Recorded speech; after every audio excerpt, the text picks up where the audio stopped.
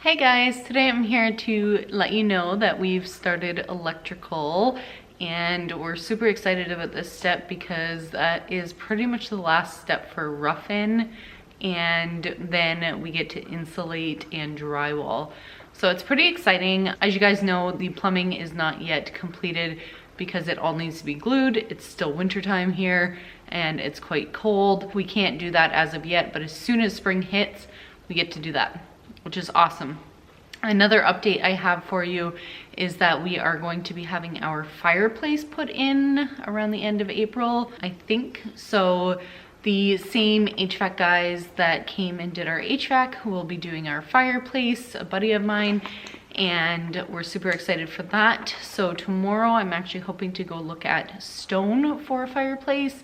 So maybe I'll bring you guys along, we'll see. Anyway, so that was my update for that. And then, yeah, we started electrical. So you can see behind me, there is some wiring run already. And I'm gonna kind of take you through and show you what we've done so far. Now, we have spent months and months and months trying to complete a electrical panel layout, and this is what we've come up with. So we know a lot of electricians do their own kind of system. They already know what they are gonna do. They're gonna put all the lights on one circuit, they're gonna put the outlets in each room on one circuit and put certain things on different circuits.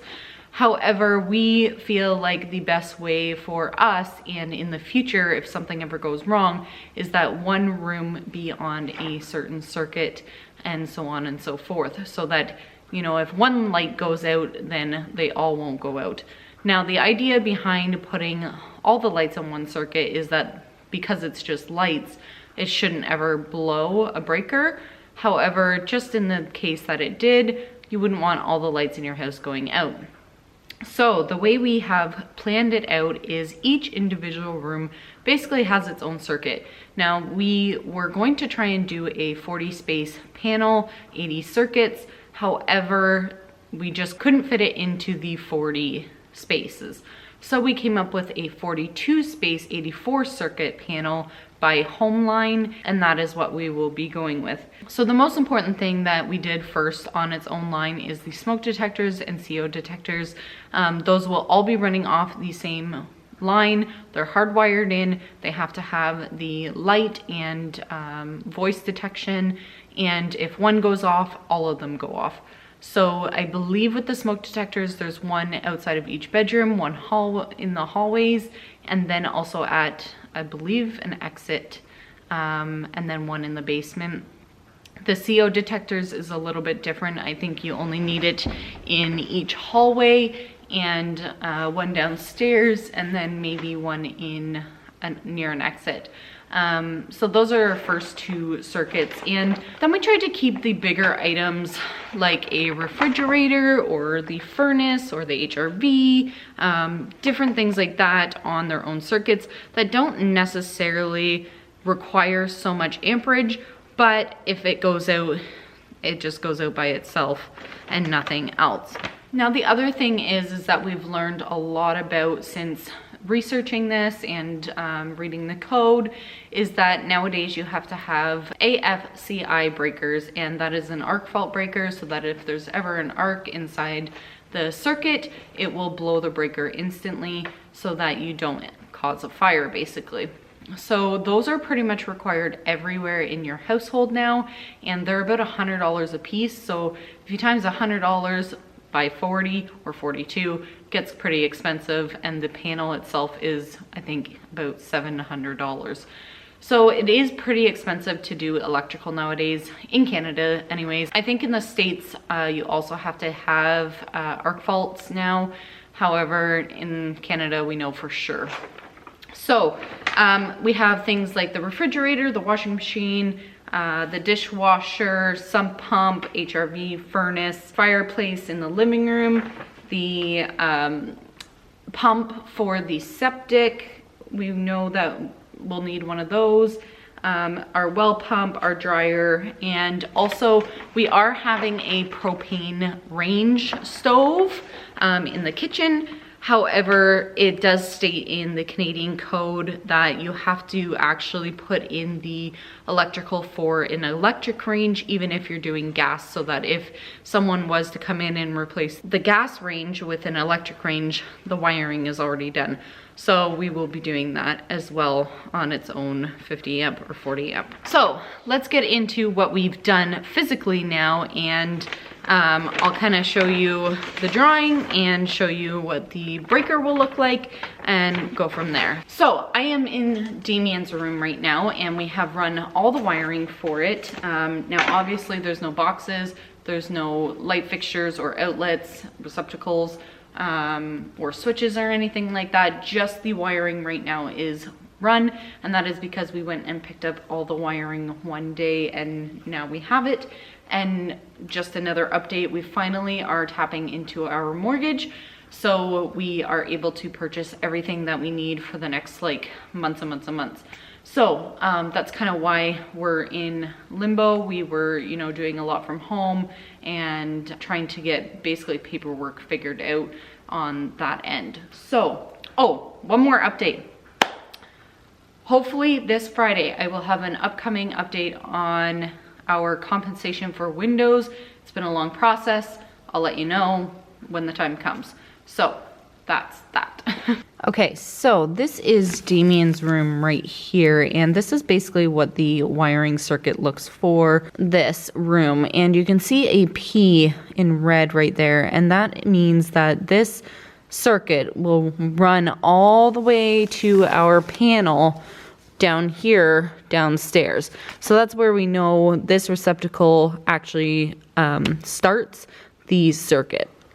Now, all these little circles with lines are an outlet or a receptacle, and then we have a square with an S in it, and that is a switch. Then we have a ceiling fan and some recessed lighting and that type of thing. So that's just a basic room right now is this, and you can basically just see where the wiring runs. So we come into this outlet, we go power to a switch, and then it powers the ceiling fan. We also come out of this outlet and power all of these. And then also from this one, we power to here, to this receptacle, and to this switch with this light. So this is all one circuit, and basically you keep within 12 items or less to create a circuit. So moving to here, this is our panel, and we have bedroom 4 right here. This is our 15 amp AFCI breaker. So once again, it has to be arc fault in all the bedrooms, and bedroom number 4 is Damien's room with 6 outlets, 1 LED recessed light, and a ceiling fan. So we are good for that. So let me show you kind of what it looks like here. So we have our home run to our panel. There'll be an outlet box here. The wire comes into this box, powers the outlet. It will follow this line and come up to a switch box right here. And then moving along from here, it will come along here, keep running, and power another outlet there, power another outlet there, there, and there. So that they're pretty much just all in a line. They all run off of the same. And then also from this switch, we're going to be powering up and over.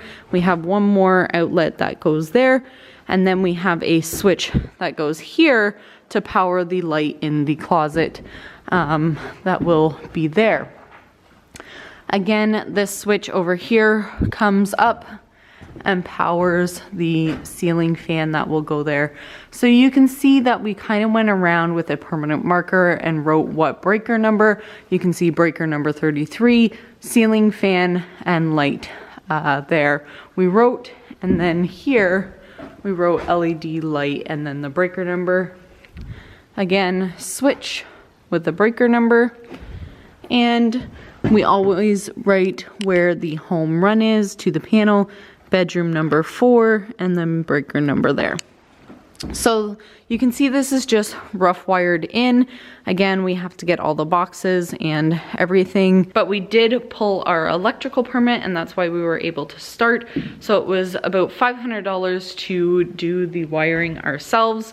It would have cost about $200 for a permit if an actual electrician was going to do it. But of course you would pay a lot more money to an actual electrician. However, because Dad has done wiring forever, he knows a lot about it, and I've done my research now. I've studied and studied and studied the code book that we have, so hopefully everything is good. You guys know that we did our temp service panel outside a couple years back when we first started. I'll have some links down below if you want to watch those. But the inspector was an amazing guy. He's great. He asked me if I was an electrician. I said, no, definitely not. So he's willing to help us out in any way possible to make sure that everything is getting done right. And that's of course why he's here, is to make sure everything is done correctly. However, we put a lot of thought into this panel and the circuitry in the house. So hopefully everything will be good. Okay, so moving on is the spare bedroom, or the baby-to-be bedroom one day. No, I'm not pregnant. You guys are going crazy about me being pregnant. I'm not pregnant. I won't be pregnant until after the house is built completely, because drywall and all of these things are very heavy and I need to be able to be working as well. So anyways, on the third bedroom circuitry, we have also a hallway circuit. So there's some lights here and then one outlet I'll show you. But so this is the light switch, and you can see we have a couple boxes that we were able to use, but this is the light switch for the hallway. And then you walk into the bedroom and you have the light switch for the bedroom. There is an outlet there from the bedroom, and then that one is for the hallway on that side. So you can see here that basically our home run box will be that one. So the line will come all the way from the panel over there, run along, and then go into this box and power this box, which then powers the rest of the circuit. This one comes up and over and powers the switch, which then goes up and powers the light in the middle of the room, which is a ceiling fan. And then this one, and then we jump over to this box, power this box, and then we power the other switch, which will then power the lights in the hallway. If I still have you here, you're doing great. So then we come out of this box and go into another outlet box, come up and over and power our linen closet light, which we actually don't have any outlets in this linen closet because it's just the linen closet. And then coming over here, we have some more lines running for just outlets, and they will all be powered from that box. So then we come over here, and again, there's another outlet there. We run up, and there will be a LED light in the closet there, and then a switch here, and an outlet box there. So if I still have you guys following along, you're doing great. It's kind of confusing. If you're not interested, that's totally okay. I just want to make sure that I'm documenting what we're doing because I enjoy it, and you know, in the future I want my kids to see what we did. So anyways, so that is the 2 bedrooms, and we have also now done the main bath and baby girl's room, and I'll just kind of pan over what we've done so far, but I won't go into too much detail. So that is just a box for the HRV line for the HVAC guys. I showed that in those videos.